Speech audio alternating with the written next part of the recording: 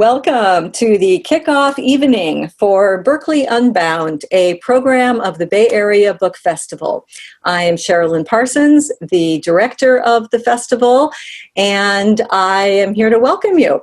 Tomorrow we have a full day of programs starting at 11 a.m., 2 streams, one for adults, one for kids, and you can learn more at baybookfest.org. So Berkeley Unbound was really created to amplify the voices and visions of Berkeley leaders as we face a crucial crossroads for our nation and world. And tonight we have a wonderful take on these questions. We have a conversation called Politics, Race, and the State of Play with Steve Kerr and Kamau Bell, who will be introduced in more detail by their friend Dacher Keltner, who is the co-founder of the Greater Good Science Center at UC Berkeley and is a professor of psychology and has written several books, most recently, The Power Paradox. So we're going to be talking, I think, a little bit about power. So I hope you enjoy the conversation and have fun. Welcome, everybody, to the Kickoff for Berkeley Unbound, the Bay Area Book Festival's one-day virtual mini-festival, taking place tomorrow at 11 a.m. to 8 p.m. I am Dacher, and I'll be your moderator for today's panel or discussion, which is Politics, Race, and the State of Play in our nation. Wow, what a privilege. Joining me are two of my favorite minds and voices and spirits in the United States. The first is Kamau Bell, who's a comedian, an author, host, and executive producer of the Emmy Award-winning CNN docuseries United Shades of America with Kamau Bell. Kamau, thanks for being here. Thanks for having me. And joining us as well is Kamau's friend and my friend Steve Kerr, who won 5 championships, I think, as a player in the NBA. And a lot of people out in the audience are probably just as happy with his championships that he's brought as a coach to the Golden State Warriors. Special credit to an audience member if they know the record that Steve has in the NBA, which is 3-point shooting, what percentage he hit. But what we also take pride in, or what we're really thrilled with, is Steve's political activism. And maybe this will come out. That really is a deep tradition in Steve's family that dates back to his grandparents who saved people from genocides, his parents. Steve, it's great to have you with us. Thanks, Dacher. Good to be here. Great. So for you audience members, we're going to talk for about 45 minutes, then we'll have 15 minutes of Q&A to stop at 5 o'clock. And I want to ask you guys in just a bit about race, politics, play, and hopefully what gives you guys a little bit of hope in these complicated times. But I thought I'd start with something that's just a little bit more personal, which is just to get your reflections on what got you here. You both have really interesting lives. You might think of this question as, what were you thinking when you were a young human being? Kamau, you're up first, man. You had an Ivy League education going. You're in college. You left that for the high-paid work of being a stand-up comedian that led you to conversations with the KKK and shows in San Quentin. What were you thinking? Well, I was thinking, don't tell my dad I dropped out of Penn. That was the first thing I was thinking, because I have like a year and a half of an Ivy League education. I want to be clear about that. I just brag. I did get into Penn, but clearly graduating from Penn doesn't do much for everybody, as our president has proved. Anyway, to continue. So I think when I left college, I really was like, I know that this won't work for me. And then there became this thing about like, I need to find something that works for me. And it starts very basic. First of all, my mom's like, you need to get a job because you can't just be a college dropout without a job. So you need to find something that literally you get out of bed and do every day. And really, if it wasn't for my mom also going, you've always talked about wanting to be a comedian. Here, I've signed you up for classes at Second City. Enjoy. And that's what gave me the sort of the courage to do stand-up comedy for the first time. But I mean, it took me a long time to figure out where I was going or what I was doing. And it wasn't until I actually sort of gave up on the idea of success and just sort of like, let me just do what's interesting to me. And I know this is cliche, but it's true. Like, I was like, let me just do what I think is good. That I start to get on a path that led me here today, basically. Yeah. And I really want to talk to you about, and I bet a lot of people want to hear about your thinking about comedy and political discourse and race, which we'll get to. And Steve, just coming to know you just a bit, And I want to thank Nick Urin for bringing us together, and you for inviting me to some Warriors practices, bringing Kamau to the Warriors practice, which maybe we can talk about. While your friends in Southern California were hitting the beaches and playing volleyball, you were traveling around a lot in the Middle East in a VW bus with your family. I love the story of you getting out of Beirut with a driver through Syria, through, serious stuff. And you spent a couple of years in the Middle East. What's it mean to you now? Now that you've worked your way through Hall of Fame careers well, first of all, my parents were cruel because they let me taste the life of the beaches in Southern California first, and then took me to the VW bus through Europe. And so my siblings and I wanted to go back. Life in Southern California is pretty nice. But no, my dad was a professor at UCLA, and he spent a lot of time traveling, doing research, taking sabbaticals, and the family would just go with him. And it was, at the time I was sort of unaware of what an incredible education I was getting just by, having that kind of experience. So looking back at it now, I realize that was, spending time overseas, 3 years in Cairo as a teenager, a year in France when I was in kindergarten, born in Beirut and spending some time there. What an education, and what a way to sort of learn about the world and to be given a worldview or given the opportunity to see the world from a different lens. So it was a real gift, and it's allowed me to, I think, live my life and coach the team in a way that I otherwise wouldn't have.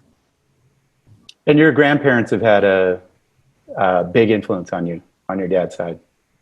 Yeah, so my grandparents, at the age of 21, 22, just basically kids, they traveled to Turkey during World War I, sort of at the close of World War I. They were relief workers, missionaries. And during the Armenian Holocaust, when 1 million or more Armenians were slaughtered, they went and actually started an orphanage just outside of Beirut. And I can't even imagine at that age, having the guts and the vision to do something like that, the courage. And so it's that was the beginning of a pretty long family history in the Middle East. And they ended up settling in Beirut and teaching at the American University, where my dad ended up teaching, where he was born, where my older two siblings and I were born.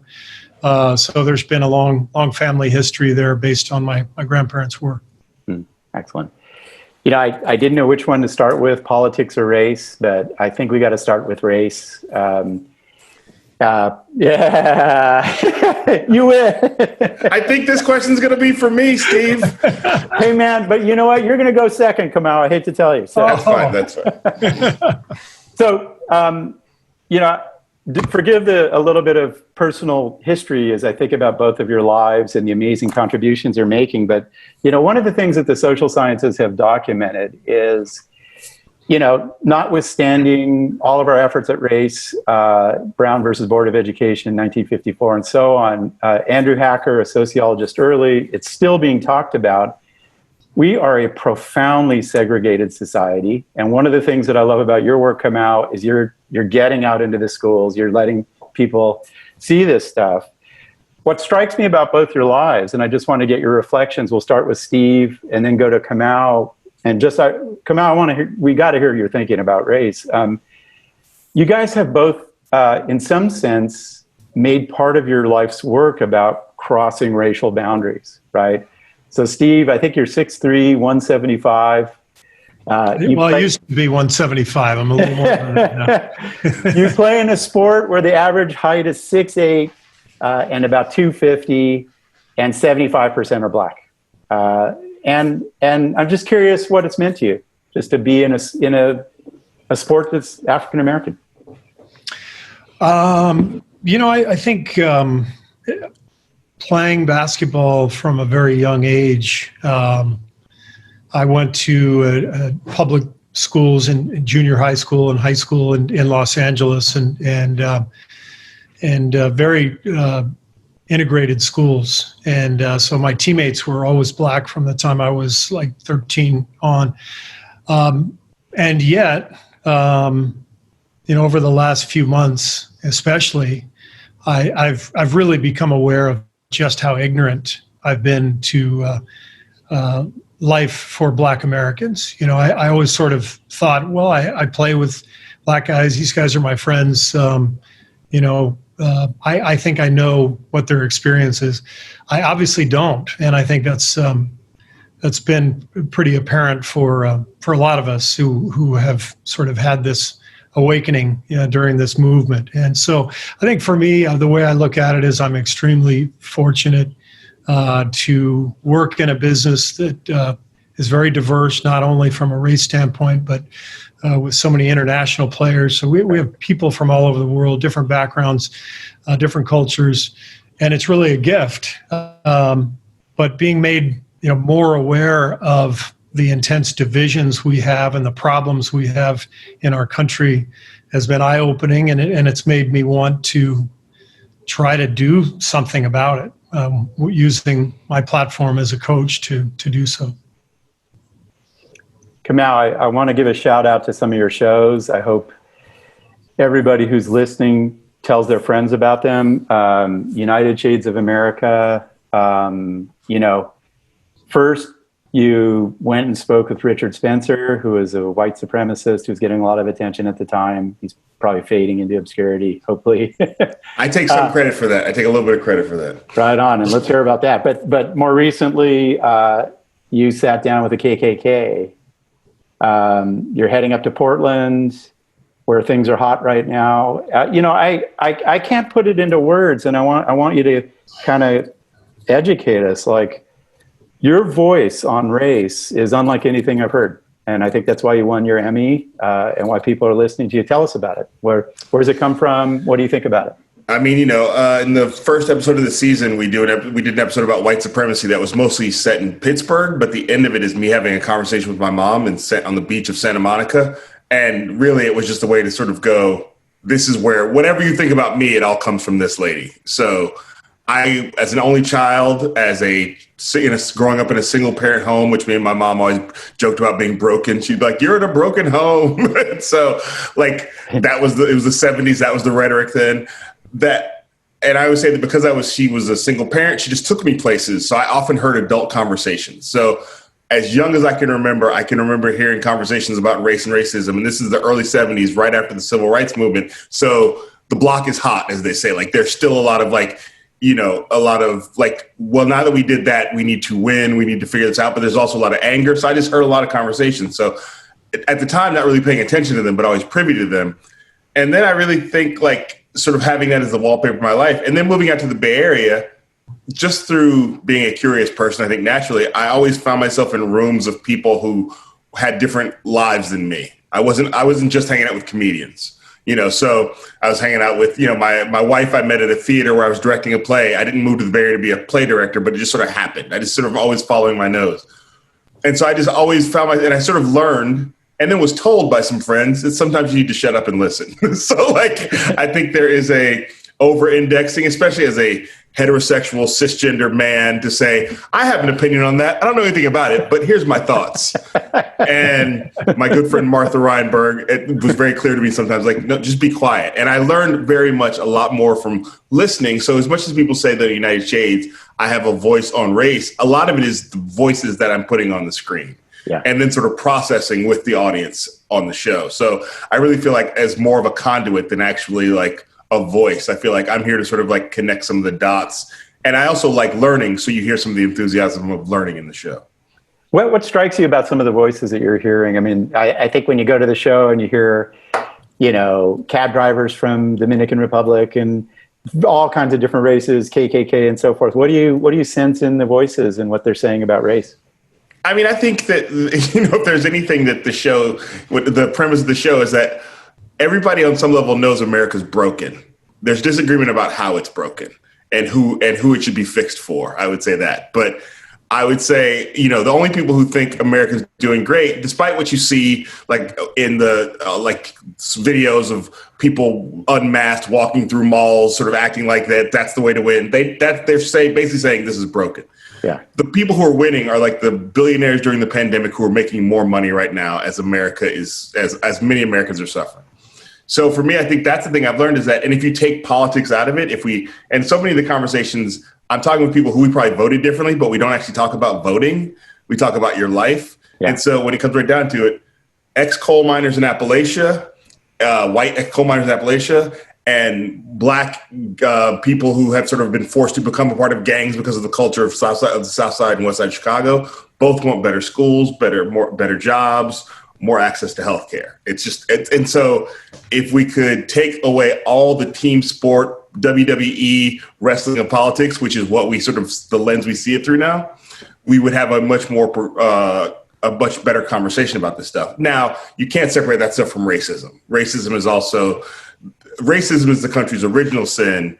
How it was executed, first it's the genocide of Native Americans, and then it's the transatlantic slave trade. But so I think I'm not trying to make the argument of like it's just about economics, but it is. Those are two of the founding principles of this country that we have to confront, and we can confront them if we get away from the team sport of politics. Yeah, it all begins there. I wanted to ask you guys about, and then get to just a little bit of your own personal experience of race. The two defining events in the past 5-6 months are COVID, and we knew. It was interesting when I was teaching at UC Berkeley. The last day before we had to transition to online was the health disparity science. And you guys may know that science, but it's just basically take any health problem and it's just worse for people of color, and they can do everything humanly possible and they're going to live a shorter life if they get cancer, et cetera. So we left with that. And then, we waited for COVID to reveal its racist core. So that story is becoming apparent, but perhaps you guys have more to say, and let's start with you, Kamau. Black Lives Matter and George Floyd, and, a lot of people are feeling like, this is a different moment. That Black Lives Matter is at a different degree of elevation, and it's the prominence. What do you think about in both of your lives, like thinking about race as it plays out right now, these last 6 months? I mean, one of the things that happened is sort of similar to what you were saying, Dacher, is that early on when COVID began, Pastor Michael McBride, who me and Steve both know, reached out to me and was like, I need help raising money for masks for Black and brown communities because we're going to be hit harder by COVID. So he was having that conversation before it became a conversation that was before George Floyd, before it became a conversation that was more publicly known, before our alleged Surgeon General. So I think that this is the great thing about being surrounded by people who are smarter than you. You get access to information you wouldn't have. So for me, Pastor Mike was somebody who came to me and said, here's what I know and here's what I'm seeing. Can you help me raise $1 million for massive people? And Steve has been involved with that too a lot. And so I think generally the people, Black people inherently know that we're going to be hit harder when things go badly. Yeah. But then there's also a ton of research that shows that, as you're talking about. So, I think the thing that I feel right now is that people say return to normal. I don't think we should reframe it that way as a return to normal. It's either hitting a new peak of America or things are going to get worse. So I think that's how I feel right now. I'm not really, we can talk about hope later, but I'm not really hopeful in a way that it'll get better. It'll get back to normal because that wasn't good for most people either. Yeah. Wow. Steve, I know, in this moment, and Kamau just referred to some of the, work you've been doing to raise money for health equipment for people of color. You've just been getting out in the community and just talking to people. So what are you seeing and what are you hearing in this moment? Well,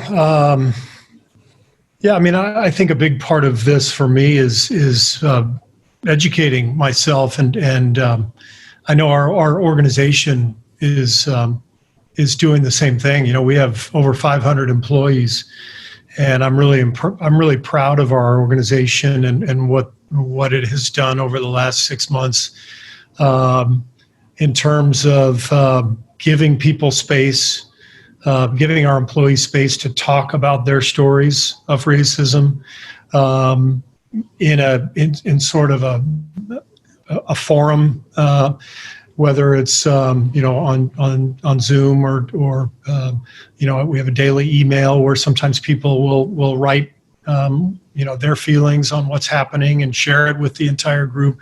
We're trying to do the same thing with our team, guest speakers, authors, people of real influence who can help us understand what's happening. Because I think one of the things we're realizing, everybody's realizing, is in order for real change to happen, it's not enough just for people to protest in the street. There's got to be a corporate level to all this. There's got to be a governmental policy level to all of this. And so who are the real change makers? Well, the real change makers are, for example, people who own the Golden State Warriors or own, Oracle or Microsoft or, all these big hitters who can actually impact policy change in local governments, national governments. They're the ones who really have the power to do so. And what's exciting, what gives me hope, and maybe I'm getting to that question a little early, but what gives me hope is that I think the younger generation is starting to understand their economic power. The NBA players, for example, a few weeks ago decided to strike after Jacob Blake was shot. And the players had just had enough. And they said, what, we're not doing this. We're not just going to perform for you and let black men get shot in the streets over and over again. And so they sat out for 3 straight games, and they made demands of the owners. And the owners immediately agreed to open up every arena as a voting site in the election. They agreed to donate a certain amount of money towards organizations and community activism that would help in the social movement, among other things that were asked for and received. That's a really powerful moment, and I think that's what's different between now and, say, the civil rights era, where I don't think the young people carried nearly as much economic power as they do now. And I'm rambling a little bit, but no, not at all. Really well, cool. the example I think of. All right, thanks, Kamau. You want to keep hearing what I have to say? All right. So what I loved the Nike Colin Kaepernick story, right? So, the NFL didn't exactly come running to Colin Kaepernick's defense, right? Yeah. So in fact, they blackballed him and said, you're not playing for us. And, we're going to play the Lee Greenwood song at all of our events, and everybody's going to bathe themselves in the flag, and everything's going to be fine, right? So it's all a bunch of crap. So Nike comes along, and they realize, all right, we got to sort of make a decision here. And they decide to run these ads with Cap backing them up. And what was fascinating was, there's part of me that's like, okay, that's good. Way to go, Nike. And then there's the cynic in me going, you better believe the bean counters were sitting there going, here's the deal. If we support them, we think in 10 years, 65% of the people are going to be buying Nikes and 35 are going to say, screw you. So we're better off supporting them, right? So it's not out of the goodness of their heart, but it's economically viable. And I think with the combination of the social protest from people who are demanding change, with the changing demographics and with the potential of this economic power that a lot of young people hold, I think corporations are finally starting to jump on board in many ways, but it's got to keep going. It's got to be at a much, much bigger level. But I just want to jump in for a second, just because Steve talked for a very long time. Just He's a filibuster. No. But I want to highlight what you just said about the idea that, but being of good conscience can be good for business. And I think that's what sometimes people don't understand, that it's I don't think there's really ultimately anything wrong with people going, wait a minute, is supporting Colin Kaepernick actually a good capitalistic decision? Great. I think that whatever it takes. Yeah, whatever it takes. And that I think it's the same way that if we have a public option or nationalized healthcare, however you put it, it's actually good for business. it sounds like you're spending a lot of money, but it's actually good for the business of the country if nobody's afraid of going bankrupt from healthcare. So I think that's something that some billionaires are starting to understand, that like, oh, this might actually help, like in some way, help my bottom line or make my bottom line easier so Nike doesn't have to hide from this stuff. I think that it's like, I think that's the level we're getting to, is understanding that it actually can be, and in my mind, is good for business. Nice. Well, we're transitioning to the next topic, which is politics.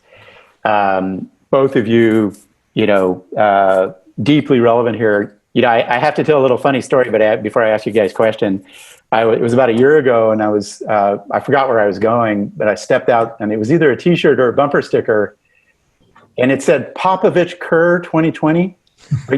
What's going on, Steve? I've seen that. Yeah. Are you running? I'm not sure who created that. I have the mug at home. Somebody sent me a couple of Pop Kerr 2020 mugs, and so some mornings I'll drink my coffee out of that mug. Well, in a few minutes, I'm going to ask about the Bell Kerr candidacy 2028. I think is when you guys should... Kerr Bell. Let's be clear. Okay, we'll figure that one out. But what's really interesting to me, and I want to ask you guys both about your political voice, where it comes from, what it means to you. But when my students get really interested in mass incarceration, I have them go to Kamau's show Inside San Quentin. I don't know how you got in there, Kamau, but that's pretty amazing. I know, Steve, you get into San Quentin, send your coaches there to play, which is amazing. I know Draymond Green has visited and meant a lot for those guys. I think one of the most interesting voices on gun control is Steve's, yours.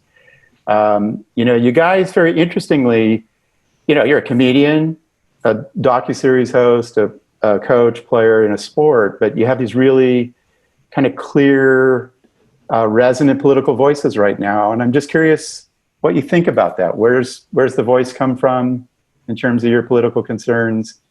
Why now? What's it mean for you guys when you carry out your work to have a political voice in today's world? Come out. Okay. First of all, I feel like I just want to say, for people who are watching this, yes, it's cool to be talking to Steve Kerr. Just so you know, just to be clear. I mean, it's also cool to be talking to Dacher, but yes, it's cool to be. I feel like sometimes I don't look like I'm just talking to Steve Kerr. Everybody, no big deal. Yes, it's cool to talk to Steve Kerr. I'm happy to be here. I don't want to get too high-minded in this moment. I also want to have appreciation for where my life has taken me. And as a kid who was watching him hit three-pointers in Chicago off passes from Michael Jordan, and I've told Steve, back then I was like, that guy's cool. It's an honor to be able to be in somewhere in his circle. So, Kamau, do you know what percentage he hit in his NBA career? 45.4, was it? Steve, do you remember? It's 45 point something, but I'll go with 45.4. I only know because somebody put it in the chat. I think it's 52.6. Is it? I think yeah, I think so. Somebody put it. I didn't think that sounded right. Not for my career. I think. Check it out. No, I shot one year probably like. You sure? Around 52. Yeah. For my career, definitely not. Yeah. My old friend Dave Margulies is saying 45.4.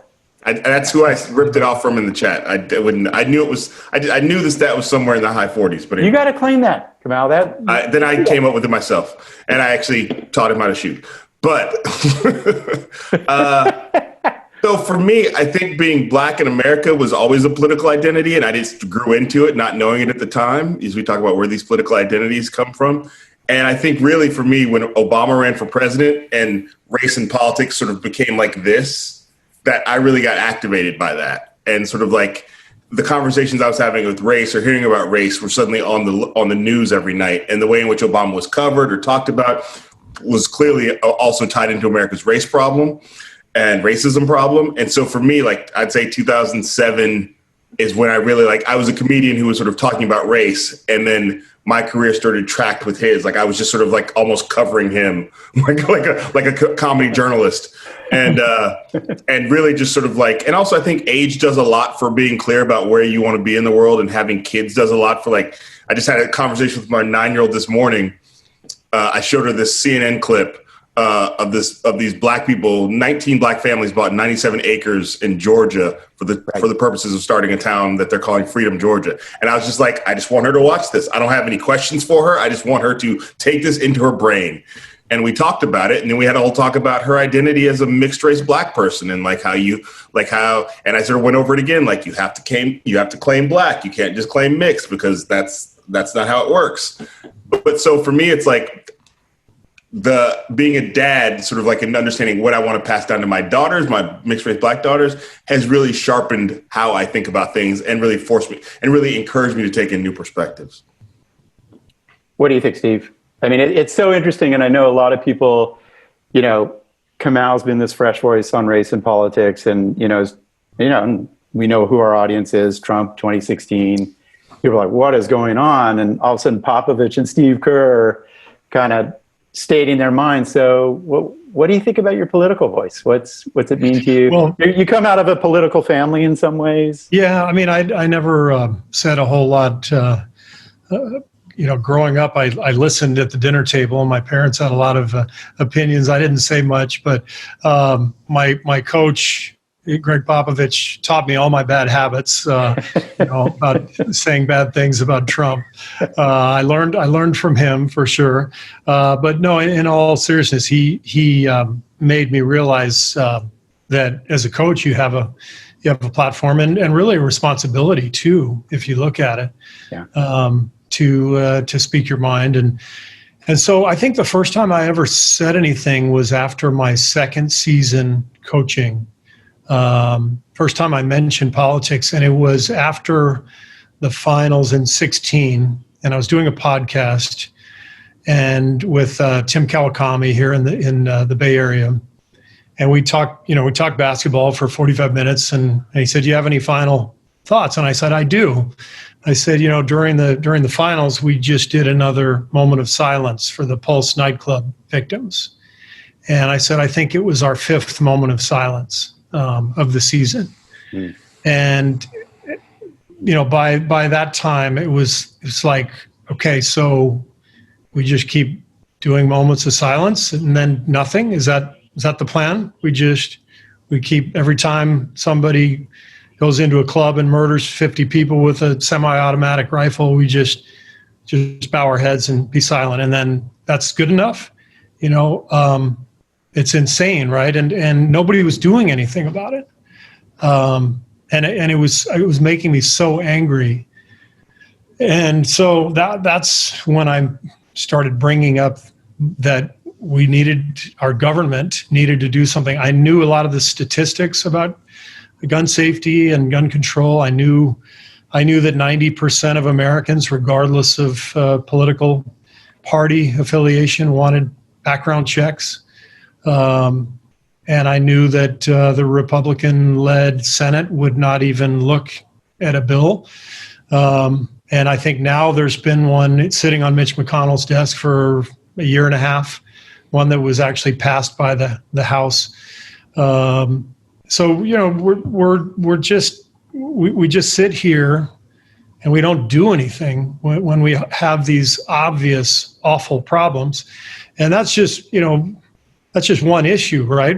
There's so many other issues that people are passionate about, and whatever it is that you want to address, whether it's healthcare or police brutality, whatever it is, we're a democracy, So yeah. For the people, by the people, we're the people. So we got to say something. We got to do something. Yeah. That really leads nicely to something I was thinking about both of your places in our country right now. And this is really to you, Kamau. It's so interesting to me what a diversity of political voices we have right now. It's not just the commentators and the politicians. And it's also interesting to me that you guys are very important political voices, that comedy, Saturday Night Live is important, that LeBron James is important, Jaylen Brown is important. What do you guys, and Kamau, I'm really curious, you take your comedy, for Netflix shows and other places, and you travel around and you try stuff out and hear audiences, and what do you make of why your voice is suddenly political, and why voices in athletics are political? What do you make? What's that say to you about our politics? I mean, I think that, well, first of all, as a stand-up comedian, I think the history of modern stand-up comedy is of sort of comedy finding its political voice. I think that, if you go back to Mort Saul and Lenny Bruce, and even I think it's also how we define politics. Joan Rivers as a woman who is on stage pregnant is political at some point in this country's weird history. Yeah. So I think that I think that's just a part of it's sort of the freedom of speech finds its home in stand-up comedy oftentimes, because if you can figure out a way to say it and make it funny, you can get away with a lot more. Unless you're the president, you don't care. So I think that for me, it's a proud tradition of being a stand-up comedian and having that. But I also think it's sort of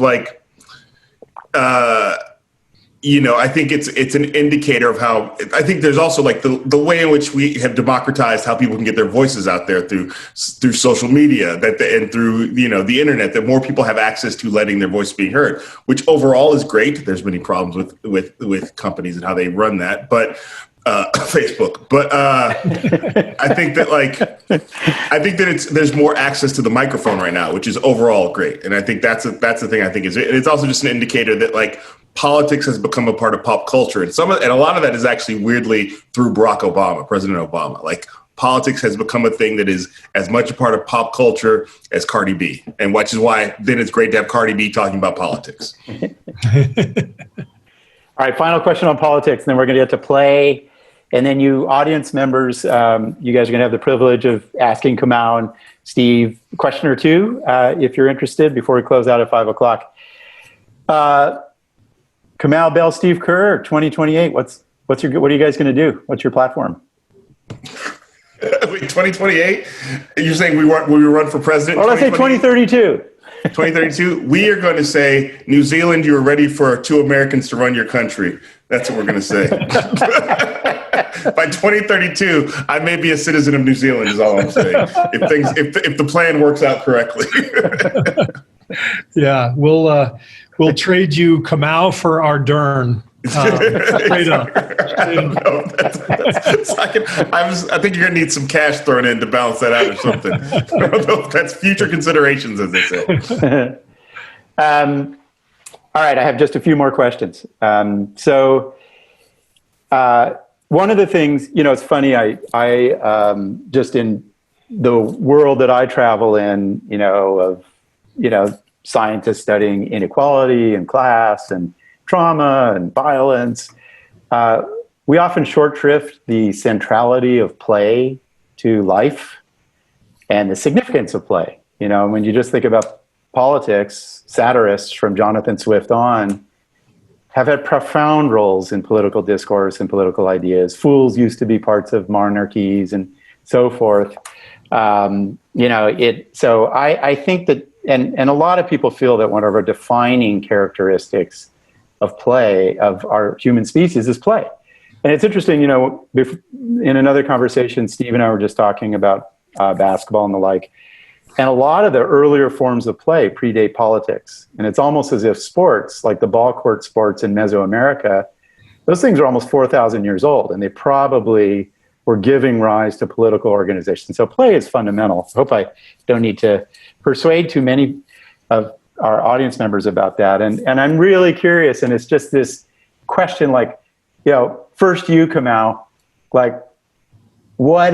where do you find your humor, right? I was listening to one of your pieces recently about COVID. I think it was about COVID, and oh my God, it's shutting down farmers markets in Berkeley, and people are panicking, they can't wear their Lululemon. And I was laughing, and I'm like, wait, that's kind of about me, or So what do you think? Where do you find it? I mean, I think that I would be I would be, whatever I'm going through right now, I feel like we're all going through mental challenges right now. Without the ability to find humor in it, I would be wiped out. I would just be, and I think so for me, and sometimes my wife talks about it, why are you laughing now? And it's it's just how my brain works. I have to find a way to sort of release the tension, and the joke or laughing at things that people don't think is funny is more way my brain processes the sort of the frustration and the anger. I think humor is a release valve for me and for a lot of comedians for frustration and anger. And so you don't want that to be pent up. And so for me, it can be things as little as my 5-year-old daughter. I asked her a question the other day and she said, okay, personally. I was like, where are you getting personally from? Like, none of us talks like that in this house. Or it could be a funny response to a right-wing tweet that I get angry about, but then I go, oh, that's a funny joke. And it makes me, instead of tweeting anger at this person or retweeting something just out of spite, you go, that's a joke that'll make people laugh. And it makes me feel better about sort of like how I deal with it. So I think that one of the things that's great about stand-up comedy that I miss, and as I've said before, stand-up comedy may be going the way of being a blacksmith, like something that is artisanal and not something that people do anymore because of COVID, and but like, is that you get instant response. There's a very there's a chemical reaction from like and this happens with stand-up comedians. I thought of this an hour ago. It has never been said out loud, and now you're laughing about it like I've been doing it for a year. You know what I mean? So like, there's a very visceral joy in that thing that I don't get from anything else in my life other than stand-up comedy. Nice. So Steve, I'm going to turn to you and ask about basketball. And my second to last question is about basketball. Last time I talked to you, I know, have we short shrifted basketball, Kamau? Yes, we have. I mean, people in the chat, I'm not trying to be that guy, but yeah. I haven't asked any questions about Sean Livingston and Leandro Barbosa. I know, Iggy Iguodala. So Iguodala, number 2 draft pick. There's a lot of things we Okay, well, you're okay. We got you next. So okay, man, you're making me embarrassed about this question. I'm sorry. Yeah. So last time I talked to you, Steve, you kind of stopped. This is in another conversation. Just you're gracious enough to just talk to me about basketball. And you said, "Man, I guess I'm the Forrest Gump of basketball." And, you were 7 and 8. You went to see John Wooden's basketball teams at UCLA. You played with Jordan, Popovich. Those Spurs teams were amazing. And, the Warriors, this is a Bay Area Book Festival. Kamau, you like the Warriors, right?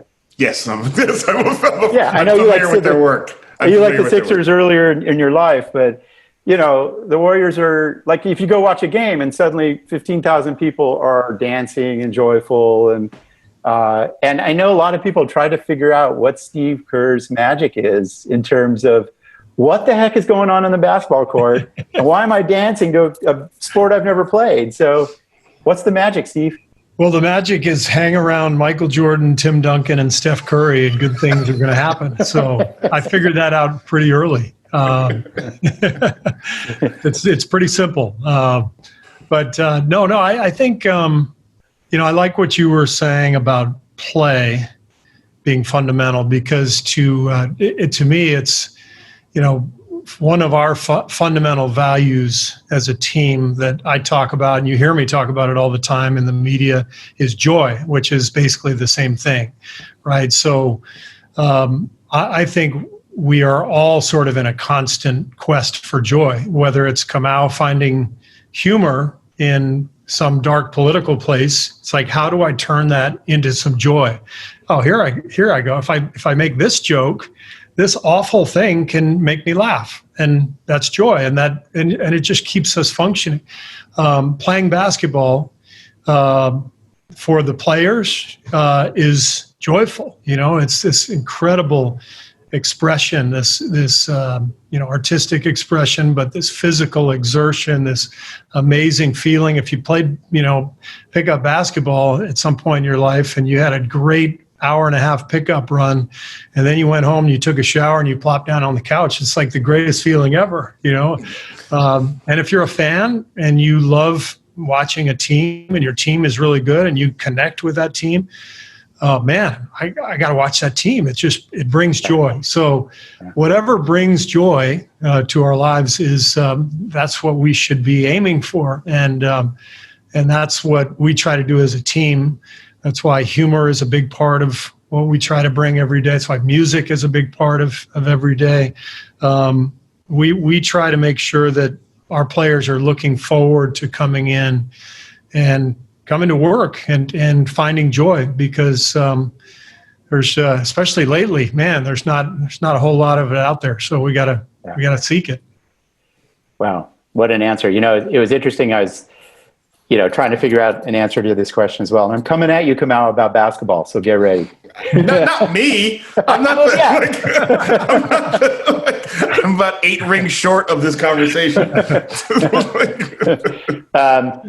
don't know. I was watching some of the Warriors, and one of the things, it's just interesting how on big scoring runs, you tend to look up to the audience very often, which is an interesting sign. Kamau, final question before we have our last question, and it's about basketball. And it's interesting. Like, we're in this Black Lives Matter moment that you are right at the center of. And basketball is, I hate to use the word, it's righteous. There's something about basketball that produces the Kerrs and Popoviches and LeBron James and Doc Rivers and Jaylen Brown, who went to Cal, had to go to the protests. And there's something in the sport as different from other sports. And what do you think? What do you love about basketball, Kamau? What strikes you about the game? I remember, this is sort of back to my days in Chicago, like that there was something about, Phil Jackson said, there's something about Michael Jordan that even if you don't like basketball, you're clearly aware that you're with something that is bigger, that it's like there's a magician at work here. There's something happening here. I don't have to like the sport to understand that guy's great, that there's something in it that is just like, that short circuits your like logic. It's just like, wow, so, and I think that Steph certainly has that too, where you're just like, I don't even know, like, you don't have to know why, what, anything about 3-point shooting to go, that's too far back. That's too, like, that's not the best place to shoot from, young man. And so I think there's something about basketball that, and because it's so fast paced and because it also takes lots of different types of people of different sizes, that there's something about it that feels like it's like it's the ultimate team sport. And it just, for me, you also get to see their players' faces in a way you don't get to see them in other sports.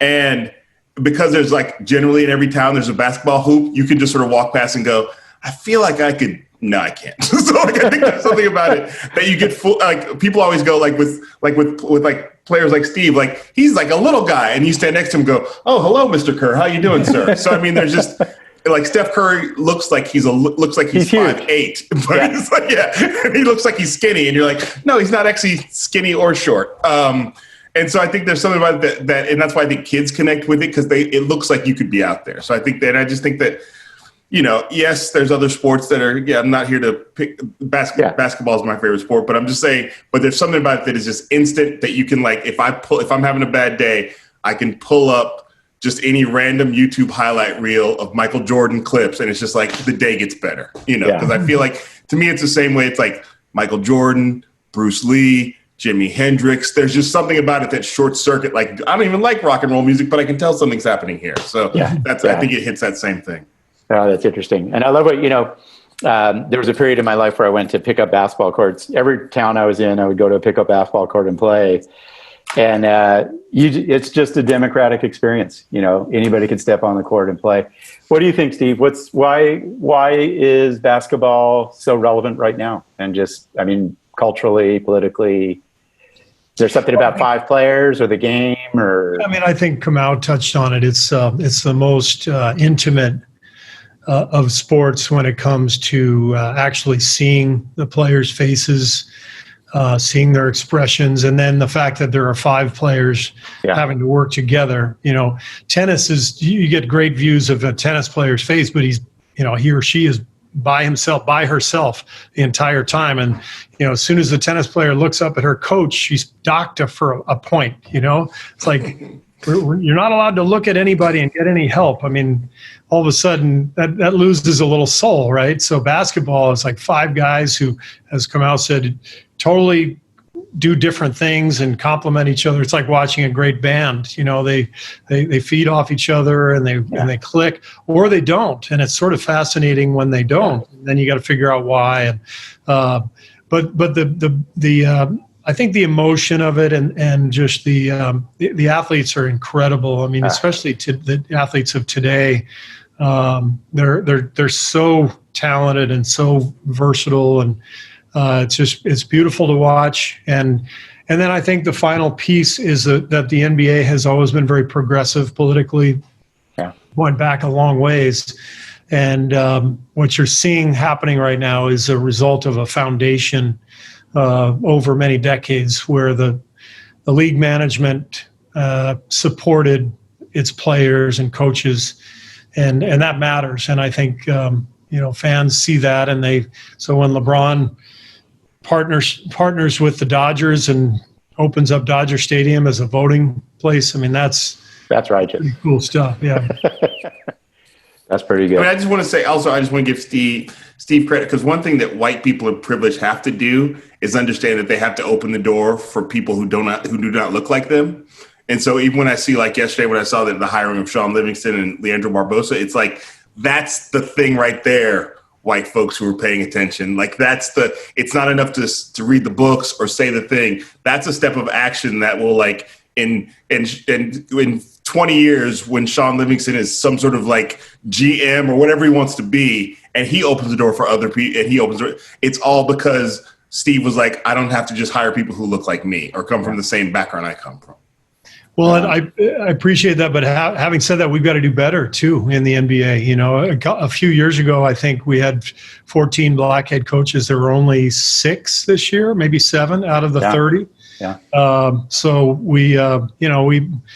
I think the NBA does a pretty good job, but much like the rest of society, it's, there are inherent advantages when you're a white person that whether people are even aware of it or not, it just sort of leads to more opportunity. And so it's important that we're, white people are aware of the lack of opportunity that a lot of black people are facing, and that we've got to address that. And you made this point earlier, Steve. Like in the gender world, there's a lot of progress being made, except in CEO land, and there it's 95% white men. So I know Kiski's going to provide a few questions from the audience before we wrap up in a bit, but I wanted to ask you guys a final question, since I have the privilege of being with you, and it is about hope. And we've talked a lot about, the issues that we face. There are fires in California, climate crisis is all over the place, and it's coming and it's here. And I'll start with you, Steve. It strikes me what a new voice you are in this very important universal world of sports. Your motto is competition, compassion, mindfulness, and joy. But you've given us a lot of hope already. But, just thinking about racial structures of the NBA and social change, but what gives you hope?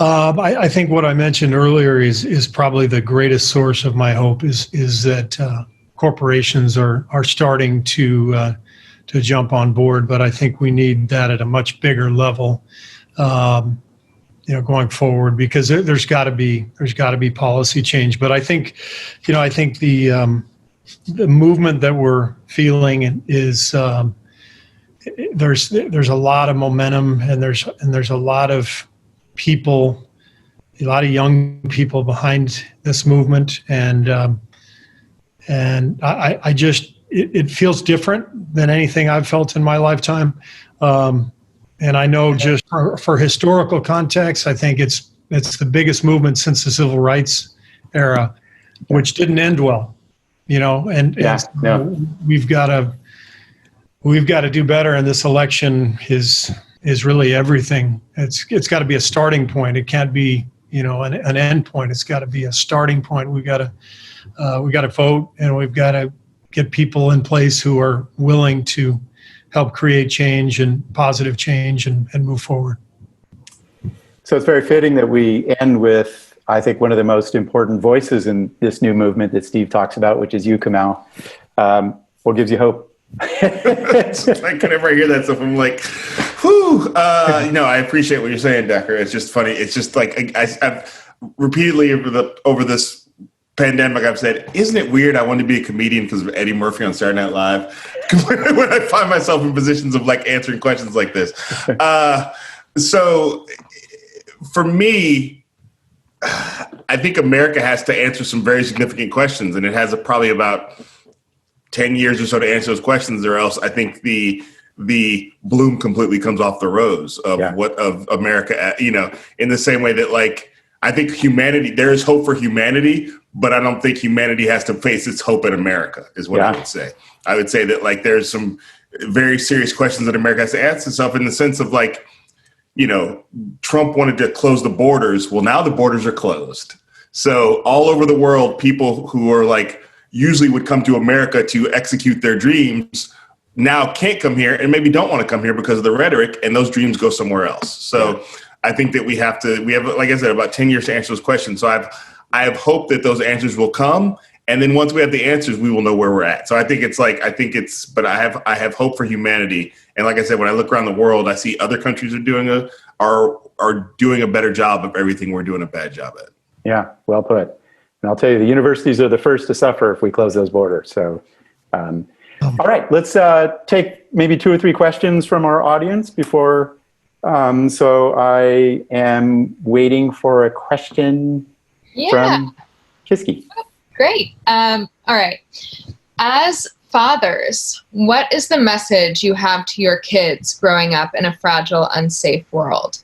Climate change, racism, the closed borders, police brutality. How do you encourage your families to imagine a better future? I'm just laughing because our kids are such different ages. It's probably going to be very different answers. Thinking the same thing, because we always try to answer those questions over a couple bottles of wine with our kids. So that's the same then. It's the same. Good. Me and my 5-year-old. Are your kids more into Pinot or Cab? We like rosé. So I don't understand what happens. Their mom's influence. I mean, I think for me, I'll speak for the person who has little kids. I have a 9-year-old, a 5-year-old, and a 2-year-old. So with the 9 and the 5-year-old, they know who George Floyd is. They know what Black Lives Matter is. They know my 5-year-old would go on a rant if you ask her about Donald Trump. So like, they are engaged in the world, and some of that is because their parents are. And my kids also are used to wearing masks now. Like, they go get their masks, and they have masks that they like. They have different masks for different occasions. So I think it's been really important to me and my wife to be honest with our kids and not give them more information they can handle, but give them more than I think most parents do. I would say that, because I think otherwise it feels like negligence to be raising Black kids and who aren't aware of what's going on in the world. So, and that gives me hope, because that information has not crushed them. It has not left them without a sense of play. We literally talked about George Floyd on a tire swing. So I think there's an over-indexing on protecting the kids, when really those are the kids who grow up into adults who don't understand that the world is not just what they can smell through their nose or see through their eyes. Well put. Steve? Yeah, I mean, my kids are older now, so it's easier to have these conversations. But I do think back to when they were younger, and I wish we had had more in-depth conversation about race and how racism really manifested itself. And I think it's, as Kamau said, it's okay for young kids to learn. In fact, it's not only okay; it's imperative for them to learn the evils of racism and how racism manifests itself in terms of, for example, Black people being more susceptible to COVID because of the conditions in which they live, or the water condition in Flint. It's perfectly fine for an 8-year-old child to learn about what happened in Flint, and well, why doesn't that happen in our neighborhood? Exactly.